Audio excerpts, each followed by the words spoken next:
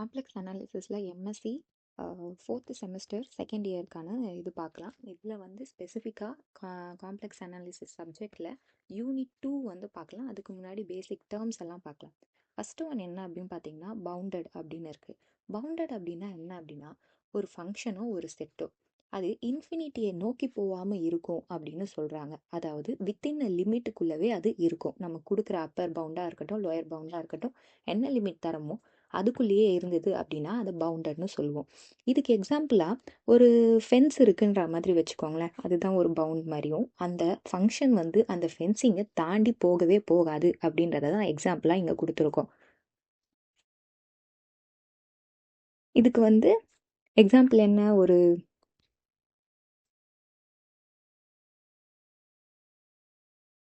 Second வார்த்தை என்ன அப்படின்னு பார்த்தீங்கன்னா கான்ஸ்டன்ட் அப்படின்னு சொல்கிறோம். கான்ஸ்டன்ட் அப்படின்னா என்ன அப்படின்னா ஒரு ஃபங்க்ஷன் எப்பொழுதுமே நமக்கு ஒரே வேல்யூவே தந்துச்சு அப்படின்னா அதை நம்ம கான்ஸ்டன்ட்னு சொல்லலாம். எக்ஸாம்பிள் வந்து 5 வந்து நம்ம சொல்லலாம். நீங்கள் என்ன ஒரு வேல்யூ கொடுத்தீங்கனாலும் அங்கே 5 தான், 5க்கு 5 தான், நீங்கள் வேறு எந்த ஒரு ரீப்ளேஸ்மெண்ட்டும் பண்ண முடியாது. அது ஒரு கான்ஸ்டன்ட் அப்படின்ற மாதிரி சொல்லியிருக்கோம். நெக்ஸ்ட்டு ஃபண்டமெண்டல் பேரலலோகிராம் அப்படின்றாங்க. இந்த ஃபண்டமெண்டல் பேரலலோகிராம் அப்படின்றது என்ன அப்படின்னா ஒரே ஒரு விஷயம் வந்து காம்ப்ளெக்ஸ் பிளேனில் ரிப்பீட் ஆகிக்கிட்டே இருக்கும் அப்படின்னு சொல்கிறோம். இது இன்னும் கொஞ்சம் பேசிக்காக சொல்லணும் அப்படின்னா நம்ம பாத்ரூம் டைல்ஸ்லாம் இருக்குல்ல, அதில் ஒரு டைல்ஸை எடுத்துக்கிட்டோம் அப்படின்னா அதுதான் ஃபண்டமெண்டல் பேரலலோகிராம் அப்படின்னு சொல்கிறாங்க. அந்த ஒரு டைல்ஸையே நம்ம ரிப்பீட் பண்ணி நம்ம என்டையர் ஃப்ளோரையும் கட்டுறோம் அப்படின்னா கீழ் ஃப்ளோரை அதுதான் வந்து நம்ம காம்ப்ளெக்ஸ் பிளெயின்னு சொல்லுவோம். மொத்த ஃப்ளோரையும் வந்து பிளெயின்னு சொல்கிறோம் காம்ப்ளெக்ஸ் பிளெயின்னு. அந்த ஒரே ஒரு ஹெல்ப் பண்ணுறதுக்கான அந்த ஒரு டைலை ஃபண்டமெண்டல் பேரலோகிராம்னு சொல்கிறோம். ஸோ இது வந்து ரிப்பீட் ஆகும் அப்படின்னு சொல்கிறாங்க. இதை வந்து இன்னொன்னா காப்பி பண்ணோம் அந்த ஷேப்பாக திருப்பி அப்படின்ற மாதிரி சொல்லியிருக்காங்க. இதுக்கு வந்து பேரலோகிராம் ஃபண்டமெண்டல் பேரலோகிராம்ன்றது என்னென்னா ஜெட்ன்றது நம்ம ஃபங்க்ஷன்.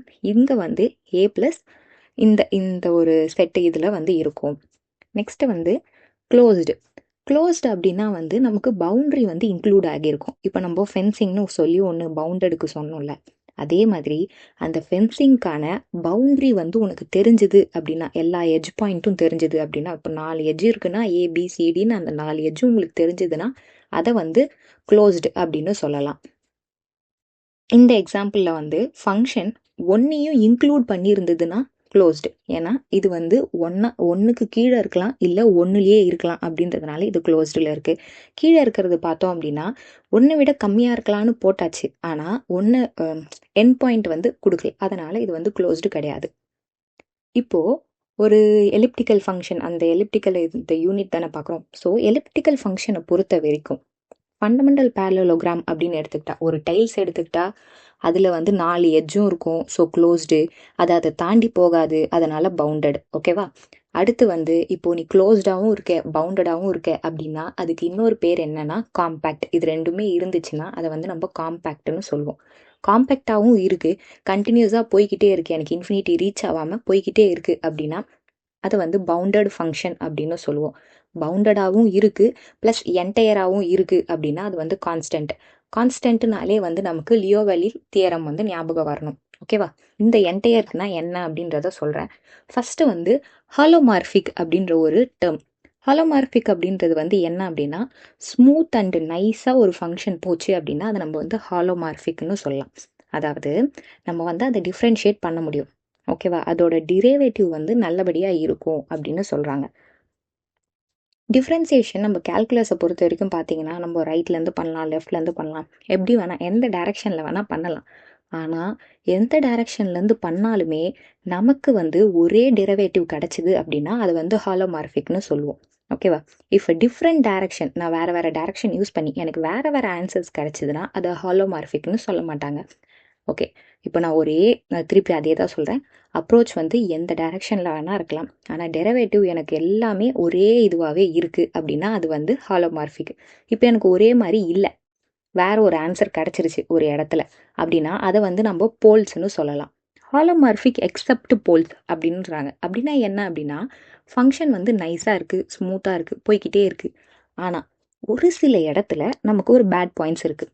நார்மலாக போய்கிட்டே இருக்குது, ஆனால் ஒரு சில இடத்துல வந்து ஏதோ ஒரு பிரச்சனை வருது, அந்த இடத்துல இன்ஃபினிட்டிக்கு போயிடுது. அப்படி போச்சு அப்படின்னா அதை நம்ம போல்ஸ்ன்னு சொல்கிறோம். போல்ஸுன்றது நம்மளுக்கு வந்து ஒரு பேட் ஹாலோமார்பிக்னு கூட சொல்லலாம். போலுன்றது ஒரு பாயிண்ட்டு, அந்த பாயிண்டில் ஃபங்க்ஷன் வந்து நமக்கு இன்ஃபினிட்டிக்கு போகும். ஆனால் அது வந்து நம்மளால் கண்ட்ரோல் பண்ணக்கூடிய இன்ஃபினிட்டிக்கு தான் போகும். இப்போ நான் அதுக்கு வேற ஒரு வேல்யூ கொடுத்தேன்னா அது இன்ஃபினிட்டிக்கு போகாது. ஸோ என்னால் கண்ட்ரோல் பண்ண முடிஞ்சுது அப்படின்னா அதை நான் போல்ஸ்ன்னு சொல்வேன். எக்ஸாம்பிள் 1/zன்னு இருக்குது. இப்போ நான் zக்கு 0 கொடுத்தேன்னா என்னோட ஃபங்க்ஷன் இன்ஃபினிட்டிக்கு போயிடும். இதை வந்து நான் போலுன்னு சொல்வேன். ஓகேவா? ஃபங்க்ஷன் வந்து பர்ஃபெக்ட்லி நைஸாக இருக்குது அப்படின்னா வந்து அது ஹாலோமார்ஃபிக். வேறஸ் ஒரு இடத்துல வந்து எனக்கு போல்ஸ் இருக்குது அப்படின்னா அது வந்து மெரோமார்ஃபிக். ஹாலோமார்ஃபிக் இருக்குது, நல்லா நைஸாக போயிட்டுருக்கு, எங்கேயோ திடீர்னு வந்து போல்ஸ் வருது அப்படின்னா அது வந்து எனக்கு மெரோமார்ஃபிக்னு சொல்லுவேன். இந்த டேர்மை வந்து மெரோமார்ஃபிக் அப்படின்னு சொல்லலாம்.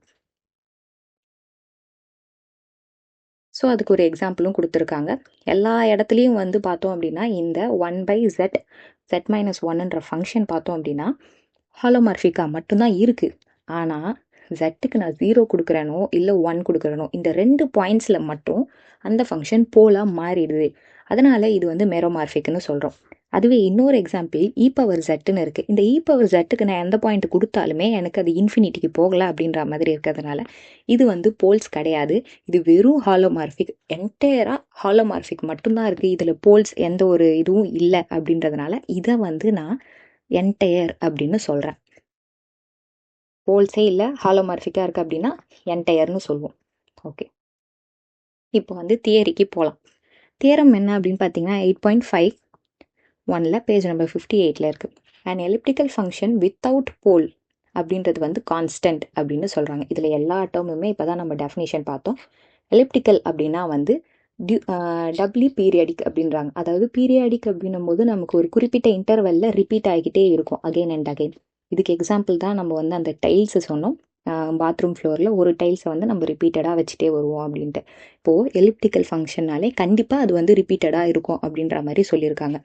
நெக்ஸ்ட்டு வித்தவுட் போல்ஸ் அப்படின்னா, வித்தவுட் போல்ஸே இல்லை அப்படின்னா எனக்கு வந்து ஸ்மூத்தாக இருக்கும் அப்படின்னு அர்த்தம். ஸ்மூத்தாக இருக்கும் அப்படின்னா அதுக்கு டேர்ம் என்னது? ஹாலோமார்ஃபிக். ஹாலோமார்ஃபிக் மட்டும் இருக்குது, போல்ஸ் இல்லை அப்படின்னா அதுக்கு இன்னொரு டேர்ம் தான் என்ன? என்டையர். ஓகே, அப்போ நமக்கு இது எல்லாமே வந்து புரிஞ்சுக்கிறதுக்காக கொடுத்துருக்கிறது. இப்போ ப்ரூஃப்குள்ளே போவோம். ஒரு ஃபங்க்ஷன் அவங்களே கொடுத்துருக்காங்க எலிப்டிக்கல் ஃபங்க்ஷன்னு, நம்ம ஜஸ்ட் ஒரு ஃபங்க்ஷன்னு எடுக்கலாம்.